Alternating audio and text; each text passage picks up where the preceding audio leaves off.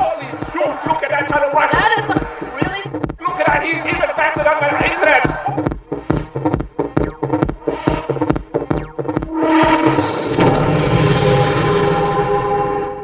When playing a game, I'm sure everyone's been in this situation where you're leading early game, a certain hero of your team has taken a huge advantage. However, the enemy hero has a better teamfight composition, which results in that you can't win the mid-game 5v5 teamfights, and eventually your opponents come back in the late game.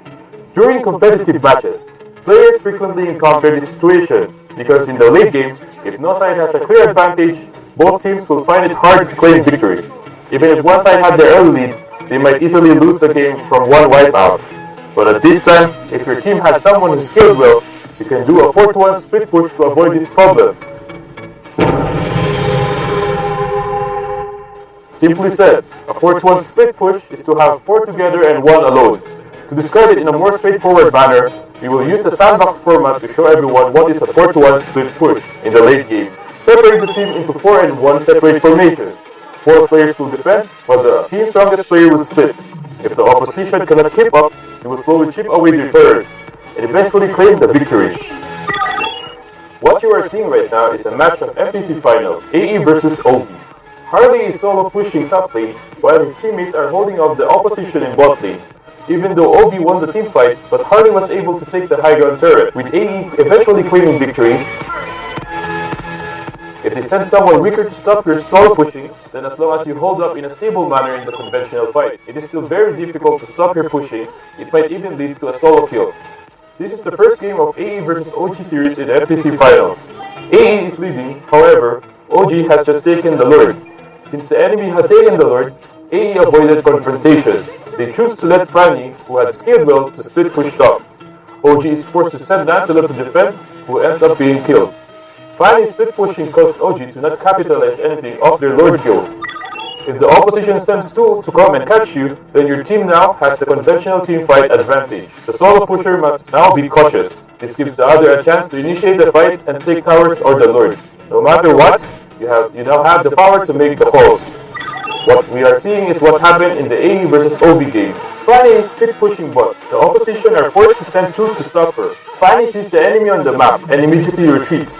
And at this moment, her teammates use their numbers advantage. OV is still in their base, thinking while AE have taken the Lord. AE then utilized the Lord to quickly claim victory. There are certain points which you must pay special attention to.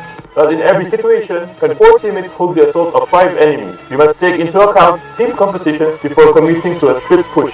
If your team lacks wave clearing heroes or the enemy has no burst damage, it's probably best not to split push, as your team will be until to keep up and eventually lose out towers. If at this time you split push, it will only contribute to the dire situation, which is why you can't just bring that 4-to-1 split push. This is the day 1 NPC match between WB and X.PG. WB has the early lead. Balmon wants to split push to take off some pressure, but bot lane cannot keep up Lancelot in check and are slain. The second bot lane tower is destroyed as well.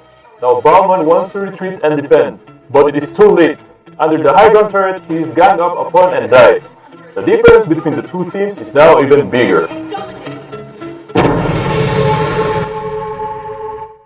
Now let us watch MSC's OB versus MYS. In this match, OB has the lead. In just 5 minutes, they are ahead by 2 turrets and 3 kills. But MYS team composition is filled with burst damage. If they enter into a 5v5 team fight now, it will be a balanced match up. The balance of the game right now can be tipped to either side. OB now chooses to slow and steady route to victory, getting Hayabusa to split top. To avoid a frontal confrontation from the enemy, MYS sends 2 members to stop Hayabusa splitting. Since they are behind, their other teammates are unable to maneuver.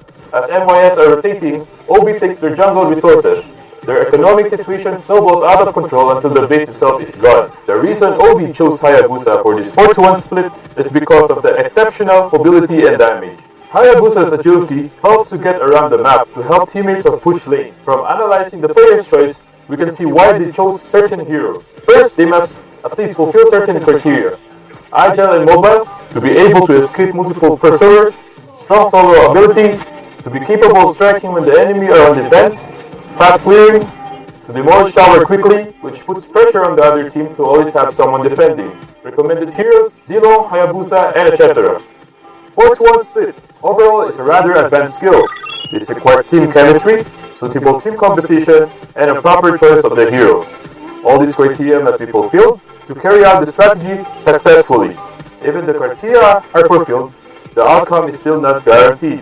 One main thing to understand, 4-to-1 split pushing cannot be done brainlessly.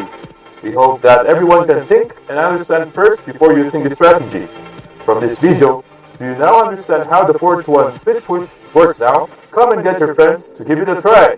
If you have any further questions, leave a comment below.